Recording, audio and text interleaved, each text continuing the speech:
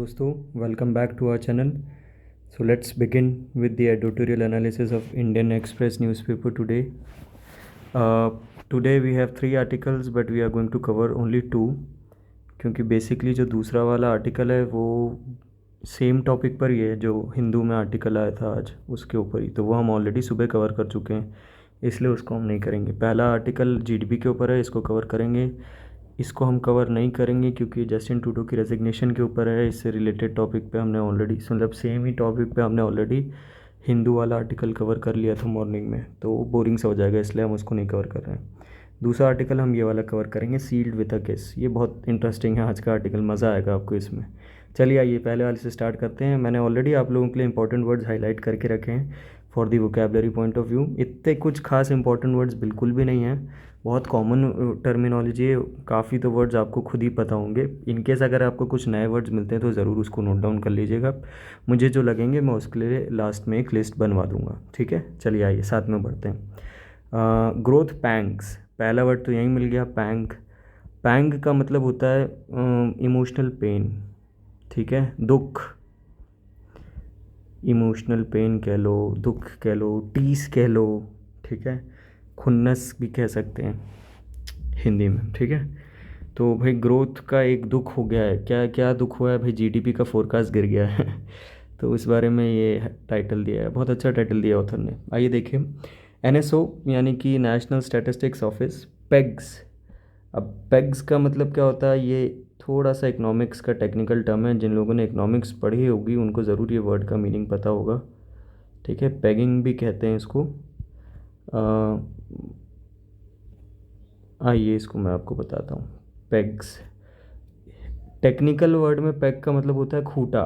हिंदी में खूंटा जिससे गाय को बांधते हैं ना, उसे हम कहते हैं पेग, ठीक है. तो यहाँ पे जीडीपी को पेग करने का क्या मतलब होगा? यानी टू फिक्स समथिंग, ठीक है. खूंटे से बांध देने को कहते हैं पेगिंग, और जीडीपी के ग्रोथ के परसेंटेज को फिक्स कर देना, या ऐसा एक उस पर कैप लगा देना कि नहीं इससे ऊपर नहीं बढ़ेगा, इतना ही जाएगा, यही है, तो उसको कहेंगे पेग करना, ठीक है. तो एनएसएस ने जीडीपी की ग्रोथ को पेग कर दिया. कहाँ तक ले जा करके बोला? 6.4% तक ही आएगा जीडीपी इस साल का, इससे ज़्यादा नहीं आएगा, ठीक है. कहाँ? जब पिछले साल 8.2% का ग्रोथ रेट था एस्टिमेटेड, ठीक है. तो उसके मुकाबले में इसको 6.4 पे आके रोक दिया. What will be the union budgets estimate for the next year? अब इस एस्टिमेट के ऊपर डिपेंड करता है सारी चीज़ें वैसे तो. The Indian economy is expected to grow at 6.4%. The Indian economy is expected to grow at 6.4% in 24-25 as per the first advance estimate released by the National Statistics Office. ये अभी मैंने NSSO का आपको फुल फॉर्म बताया था, National Statistics Office. Considering that the economy grew at 6% in the first half of the year, these estimates imply that the momentum which had dipped in the second quarter, GDP growth had slumped. Slumped का meaning कल भी मैंने आपको बताया था, काफ़ी common word है. Slum का मतलब होता है टू फॉल. कोई भी चीज़ जब नीचे गिरती है तो उसे स्लम कहते हैं, ठीक है, to fall. GDP growth at slump to 5.4%. तो ये सेकंड क्वार्टर की बात बता रहे हैं जहाँ पे जीडीपी 5.4% पे आकर के अटक गई. लिखा है is expected to pick up pace in the second half of the year.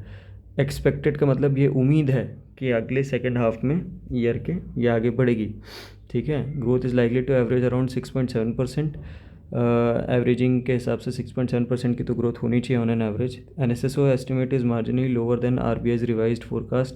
In the last monetary policy committee meeting the central bank had lowered its growth estimate for full year to 6.6%. तो RBI की अभी जो latest meeting हुई थी monetary policy committee की, उसके मुताबिक 6.6% पे ग्रो करना चाहिए, बट एनएसएसओ का जो एस्टिमेट है वो 6.4% का ही है, ठीक है. फिर लिखा है pegging the economy to grow at 6.8% in the third quarter and 7.2% in the fourth quarter. तो पेगिंग का मतलब अभी जस्ट मैंने आपको एक्सप्लेन किया, बांध देना, फिक्स कर देना, रोक देना. कहाँ तक पेगिंग हो जाएगी? 6.8% की ग्रोथ आएगी थर्ड क्वार्टर में और 7.2% की ग्रोथ आएगी फोर्थ क्वार्टर में. काफ़ी ऑप्टिमिस्टिक एकदम इन्होंने बताया, धीरे धीरे बढ़ता हुआ सा ग्रोथ बताया इन्होंने.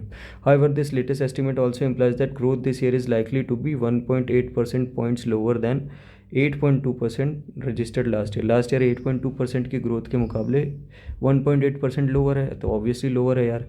8.2% कहाँ और कहाँ 6.4, तो 1.8% का डिफरेंस है ना, वो वाली बात है. The disaggregated data shows that the main drag to growth comes from the industrial sector, manufacturing in particular. The sector is pegged, again वही वर्ड. अच्छा, ड्रैग का मतलब ये पता है ना आपको, सुना होगा आपने शायद, ड्रैग रेस, सीधा सीधा स्ट्रेट, ठीक है, ड्रैग रेस, वही वाला ड्रैग. तो मेन ड्रैग टू ग्रोथ, कहाँ से ग्रोथ को आप खींच सकते हो, घसीट के बढ़ा सकते हो, वो लिखा है. तो कहाँ से बढ़ा सकते हैं, इंडस्ट्रियल सेक्टर के थ्रू बढ़ा सकते हैं, ठीक है. मैन्युफैक्चरिंग जो इसमें पर्टिकुलरली सबसे ऊपर है, this sector is pegged to grow at 5.3% this year. Manufacturing sector में 5.3% की ग्रोथ आएगी, डाउन फ्रॉम 9.9% लास्ट ईयर. पिछले साल 9.9% से बढ़ा था, इस साल 5.3, काफ़ी कम है. The slower growth is expected in construction, electricity, gas and water supply segments. तो इन सब सेक्टर्स में भी स्लो ग्रोथ आएगी. The service sector is also likely to witness a deceleration, ठीक है. डिसलरेशन, एक्सलरेशन का मतलब पता है, स्पीड में आगे बढ़ना, एक्सलरेट होती है तो चीज़ें आगे बढ़ती हैं. डिसलरेशन का मतलब एक्सलरेशन का अपोजिट, घटना, ठीक है, कम स्पीड पे आगे जाना. On the other hand private consumption is projected to accelerate, यही एक्सलरेट का अपोजिट होता है, एक्सलरेशन का अपोजिट होता है डेक्लरेशन, नॉट डेक्लरेशन, डेसलरेशन, ठीक है. This is at odds with what is being said so far by sections of India Incorporation who have voiced concerns about spending, especially in urban areas. In rural areas, however, the household consumption is likely to get boost from healthy kharif production, and the prospects for rabi crop is also promising. The investment activity though has moderated, private investment remains subdued. Subdued का meaning भी कल मैंने आपको बताया था. subdued का meaning होता है नॉट सो ब्राइट, कोई ऐसा खास चकाचौंध नहीं होगी, ठीक ठाक ही रहेगा, मतलब average average, something which is very average is called as subdued, ठीक है. And central government capital expenditure which has been a big driver is actually 12% lower than last year. पिछले साल के मुकाबले इस साल सेंट्रल गवर्नमेंट का कैपिटल एक्सपेंडिचर 12% कम होगा. तो जितना सरकार पैसा कम खर्च करेगी, ऑब्वियस सी बात है जीडीपी उतना ही कम आएगा, है ना. ये तो इकोनॉमिक्स की बात है. ज़्यादा सरकार पैसा खर्च करेगी तो लोगों के पास ज़्यादा पैसा होगा, ज़्यादा पैसा होगा तो वो ज़्यादा खर्च करेंगे, ज़्यादा खर्च करेंगे तो ज़्यादा प्रोडक्शन बढ़ेगा, ज़्यादा प्रोडक्शन बढ़ेगा तो जीडीपी बढ़ेगा, ठीक है. In fact there is a possibility of centres capex. Capex is again a short term for capital expenditure. Capital expenditure को प्यार से कहते हैं केपेक्स, ठीक है. ये दो वर्ड को मिला के बना है केपेक्स, कैपिटल एक्सपेंडिचर, ठीक है. The centres capex under shooting. Under shooting का मतलब होता है अगर हमने एम किया किसी चीज़ को 100 और हम उसको 80 पे ले जाके छोड़ दें तो ये हमने अंडर शूट कर दिया. सोचा था 100 का और 80 पे ले जाके छोड़ दिया, दैट्स कॉल्ड अंडर शूटिंग. तो सरकार अपने खर्चे को अंडर शूट करेगी, ठीक है, कम करेगी. सोचा 100 है तो करेगी 80, वैसी वाली बात. The first advance estimates are based only on data for 7 to 8 months of the year. Thus the more precise picture of the economy. Precise का मतलब एकदम सटीक, ठीक है, एकदम एग्जैक्ट. प्रिसाइज का मतलब सटीक होता है, exact. Thus, more precise picture of the economy will emerge in the months ahead when more data is available. However, as per these advanced estimates, nominal GDP growth is likely to be 9.7% this year. This is lower than Union Budget's estimate of 10.5%. It also implies that this will be the second straight year when nominal GDP growth will be less than 10%. This will have implications for government's debt deficit dynamics. ये थोड़ी सी important terminology है, date deficit dynamics. क्या मतलब होगा? Deficit का मतलब होता है कमी, डेट का मतलब होता है उधारी, ठीक है, और डायनामिक्स का मतलब होता है स्ट्रैटेजीज, ठीक है. तो ये कह रहे हैं this will have implications for government debt deficit dynamics, यानी कि गवर्नमेंट किस तरीके से क्या रणनीतियाँ अपनाती है अपनी उधारी को और अपनी कमियों को पूरा करने की. डेफिसिट का मतलब तो पता है, इकोनॉमिक टर्मिनोलॉजी आपको पता ही होगा, आप लोग गवर्नमेंट एग्ज़ाम्स की प्रिपरेशन कर रहे हैं तो. डेफिसिट का मतलब होता है जब आपका एक्सपेंडिचर बड़ा होता है आपके रिसीट से, ठीक है, यानी सरकार के पास जितना पैसा आता है उससे ज़्यादा उसके खर्चे होते हैं, तो उसको हम लोग डेफिसिट कहते हैं, उस सिचुएशन को, ठीक है. उस बारे में ये चीज़ लिखें. The question now is considering the global and domestic uncertainties. Uncertainties का मतलब होता है अनिश्चितताएँ. What will be the upcoming budget's figure for the growth next year?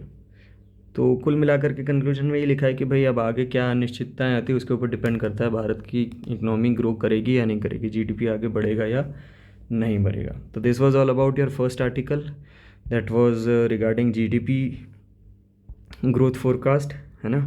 अब ये कैसे आया, तो भाई आपको पता ही होगा हर साल 7 जनवरी को, 7 जनवरी every year national statistics office जो होता है वो एक अपनी रिपोर्ट पब्लिश करती है वो, है ना, ग्रोथ के ऊपर। एस्टिमेट्स कहते हैं उसको, जो अर्ली एस्टिमेट्स आते हैं ना वो नहीं कहते हैं। तो उसके वो आए होंगे 7 को, और आज 8 तारीख है, इसलिए इस पे ये आर्टिकल आज निकल के आया। ये वाला बहुत इंटरेस्टिंग आर्टिकल लगा मेरे को आज के पूरे न्यूज़पेपर में, सील्ड विद अ किस। आइए इसको ध्यान से देखते हैं, बहुत इंटरेस्टिंग है। वर्ड बाय वर्ड साथ में चलिएगा, और जो इंपॉर्टेंट वर्ड्स है वो ऑलरेडी मैंने हाईलाइट करके रखे हैं, लास्ट में लिस्ट भी बना लेंगे हम।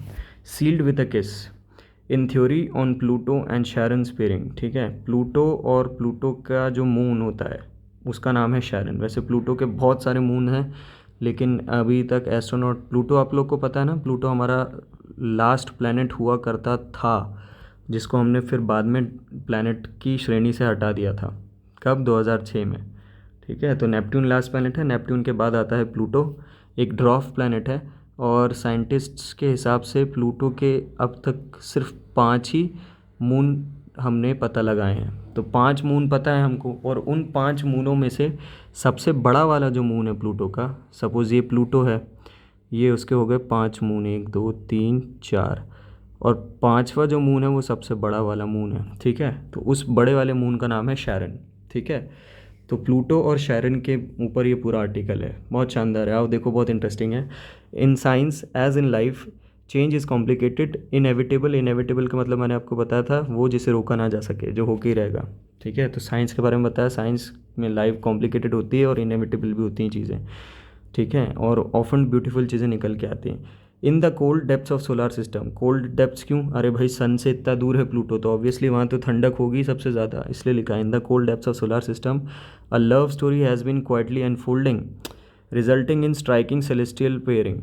देख रहे हैं आप किस तरीके से ऑथर ने लिखा है, मतलब इसको मानवीकरण में एकदम ले आए, नॉन लिविंग थिंग्स को पर्सोनीफाई कर दिया है। पोइटिक डिवाइस पूरा यहाँ पे यूज़ हुआ है पर्सोनिफिकेशन का। लिखा है Pluto and its largest moon Sharon, a new theory is published in the journal nature geoscience. Nature geoscience की मैगजीन के जर्नल में एक नई थ्योरी निकल के आई है। क्या बता रहे हैं? Sharon was born of a वॉलेंट collision between Pluto and largest of its 5 known moons, ठीक है। तो शैरन कैसे पैदा हुआ? तो प्लूटो और उसके मून के बीच में टकराव हो गया, जब सारे टकराए तो फिर उसमें उन चारों के बीच में टकराने के बाद शैरन का जन्म हुआ। शैरन क्या है? शैरन प्लूटो का सबसे लार्जेस्ट मून है। वॉट एक्सपर्ट्स हैव कॉल्ड किस एंड कैप्चर, इसी घटना को उन्होंने नाम दिया किस and capture event. The two move together in brief cosmic ballet. Cosmic का मतलब होता है जो भूगोलीय होती है, बड़ी बड़ी चीज़ें, पराभौतिक, सॉरी पराभौतिक भी नहीं, हिंदी वर्ड मुझे भी उसका एग्जैक्टली अभी याद नहीं आ रहा। जो आपके सोलर सिस्टम में जो चीज़ें होती हैं सारी, उनको ही कॉस्मिक कहते हैं, ठीक है। दोज आर सेलेस्टियल बॉडीज़ या कॉस्मिक बॉडीज़, ठीक है। बैले का मतलब आपको पता है, एक डांस फॉर्म होता है, वो बैले नहीं करते, एक लड़का लड़की साथ में कपल, लड़की के कमर पे हाथ होता है, लड़की का हाथ लड़के के कंधे पे होता है, लड़के का हाथ लड़की के कमर पे होता है, वो जो साथ में करते हैं वो। तो उस बारे में बताएं क्या, प्लूटो और प्लूटो का जो मून है दोनों मिलकर के साथ में बैले करेंगे बिफोर ब्रेकिंग अपार्ट, ठीक है। Each holding on to a bit of the other together two would go on the upend conventions. Upend का मतलब होता है पता नहीं कहाँ जाएंगे, और कन्वेंशंस मतलब साथ में रहेंगे, तो अननोन है, ठीक है। For the relationship of their own. Force का मतलब होता है टू क्रिएट, फोर्स का मतलब होता है to create relationship of their own. Unlike Earth whose moon orbits the planet Pluto and Charon orbit each other. बहुत मज़ेदार बात है, अर्थ के तो इर्द गिर्द मून घूमता है, लेकिन प्लूटो और जो प्लूटो का मून है शैरन, ये दोनों एक दूसरे के इर्द गिर्द घूमते हैं। कितनी इंटरेस्टिंग बात है ना, इसलिए इनको एज अ कपल ट्रीट किया जा रहा है यहाँ पे, ठीक है। कहाँ पे? कुइपर बेल्ट में। कुइपर बेल्ट यानी कि सोलर सिस्टम की सबसे आखिरी लेयर है, वहाँ पे ऐसा आइसी ऑब्जेक्ट्स हैं, क्योंकि सूरज तो पहुँच नहीं पाती सूरज की हीट वहाँ तक, तो वहाँ पे जितने भी मीटियोर्स और ये सारे जो वेस्ट है सारा, एस्टेरॉइड्स और ये सब, वो पूरे बर्फ़ से भरे बने हुए हैं, और वो सब ऐसे वहाँ पे ऐसे फ्लोट कर रहे हैं उसी बेल्ट, वो है कुइपर बेल्ट में, वहीं पे प्लूटो और उसका मून भी है. Romantics would say it is the perfect fairy tale, it is the perfect fairy tale, the physics behind their cosmic relationship mirroring the complexity of human love, the delicate balance between attraction, distance and quirky का मतलब होता है something strange, ठीक है, strange, अजीब, hand of fate. But Pluto's life has been anything but conventional. Once the ninth planet, Pluto was cast out and demoted. देखो ये कहानी मैंने अभी आपको बताई थी. Demoted to draft planet status in 2006 after International Astronomical Union redefined what constitutes a planet. But since then Pluto has had a resurgence. Resurgence का मतलब, ये आप लिख लेना चाहिए, इंपॉर्टेंट वर्ड है. रिसर्जेंस का मतलब होता है एक तरह से पुनर्जन्म. हिंदी में आप लिख सकते हो पुनर्जन्म, इंग्लिश में हम इसको लिखेंगे रीबर्थ या रिक्रिएशन.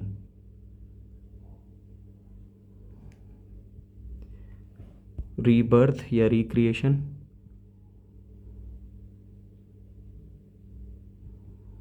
हिंदी में ये होगा पुनर्जन्म. ठीक है, चलिए आइए आगे बढ़ते हैं. In 2020 New Horizons mission by NASA sent back breathtaking images of its surface revealing world of unexpected complexity, icy mountains, nitrogen glaciers, ये सब कुछ मिला 2015 में जो मिशन गया था नासा का उसके थ्रू प्लूटो का. आइसी माउंटेन्स की फ़ोटो भेजी, नाइट्रोजन ग्लेशियर्स की फ़ोटो आई हैं. डिस्टिंक्टिव हार्ट शेप्ड रीजन्स, हाँ ये बड़ी इंटरेस्टिंग चीज़ है. प्लूटो पे काफ़ी ऐसे रीजन्स मिले जिनका शेप हार्ट की तरह है, दिल की तरह है. तो इसलिए भी ये थोड़ा सा ऑथर ने यहाँ पे एकदम है ना रोमांटिसाइज़ किया है प्लूटो और उसके मून के बीच का relationship. Informally named as Tombaugh Regio. तो तम्बाओ रेजियो एक एस्ट्रोनॉमर थे जिन्होंने प्लूटो की खोज करी थी, उनके नाम पर ही वो हार्ट शेप्ड रीजन का नाम रखा हुआ है. ठीक है, a rare field of atmosphere, एक प्लूटो के एटमॉस्फेयर की तरह काम करती है वो field. Previously perceived to be distance bland. Bland का मतलब होता है something which is not so tasty. ठीक है, फीका, हिंदी में आप इसे फीका लिख सकते हो, इंग्लिश में हम लिखेंगे टेस्टलेस, या बोरिंग भी लिख सकते हो, बोरिंग. ठीक है, तो प्लूटो एक तरह का बोरिंग प्लैनेट है, इतना दूर है. फिर ब्लैंड यानी बोरिंग है. फिर बैरन रॉकी सरफेस, ठीक है, बैरन यानी कि वहाँ कुछ भी है नहीं, बंजर. The mission brought to vivid life Pluto's distinctive personality rich in geological activity and mysteries waiting to be unravelled. Unravelled का मतलब होगा उजागर होना. ठीक है, अनफोल्डिंग, डिस्क्लोजर, किसी चीज़ का डिस्क्लोजर होना. ठीक है, अनरेवल्ड. The newfound understanding of Pluto's formative years is a reminder that in science, as in life, change is messy, complicated, and inevitable. But like the cosmic forces that shape Pluto's relationship with its moon, it often leads to something beautiful, something enduring, a connection that is against all odds and meant to last.